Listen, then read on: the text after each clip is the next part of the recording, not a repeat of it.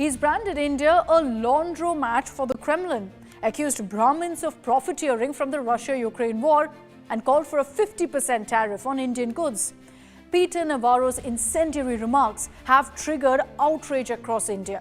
It's drawn widespread condemnation online.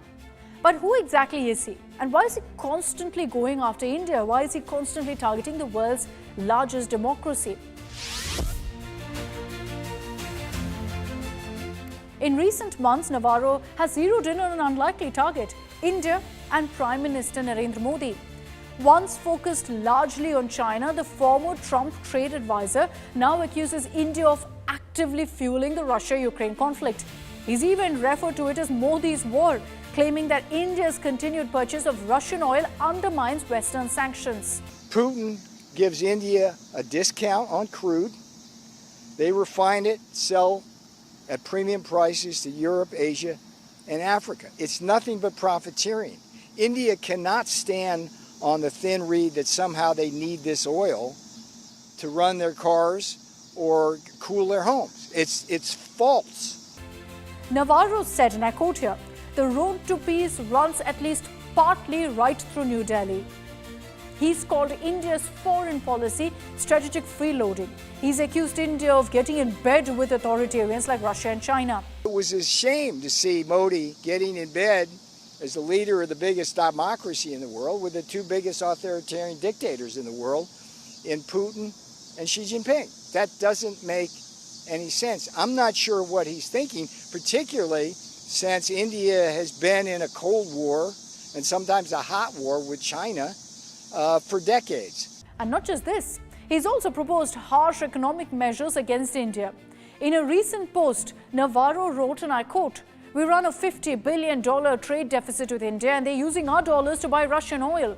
A 50% tariff, 25% for unfair trade, 25% for national security is a direct response." If India, the world's largest democracy, wants to be treated like a strategic partner of the US, it needs to act like one. But Navarro hasn't stopped at foreign policy or trade. He even stirred controversy by invoking India's caste system by saying Brahmins are profiteering at the expense of the Indian people.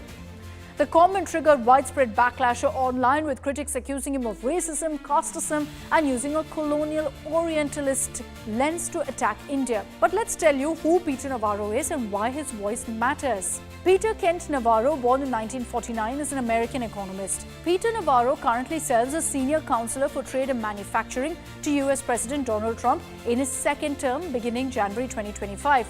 But it's not his first White House role. During Trump's first term, Navarro headed the Office of Trade and Manufacturing Policy and played a central role in shaping the administration's protectionist economic stance. So if you're assuming that he's always been Team Trump, not really. Navarro is actually a late convert to the Trump camp. From 1994 to 2016, he was a Democrat, a globalist. He was pro-trade, pro-choice, and critical of the religious right. Hard to believe.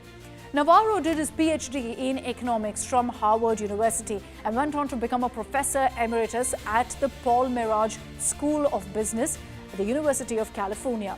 Early in his career, he served as a Peace Corps volunteer in Thailand from 1973 to 1976.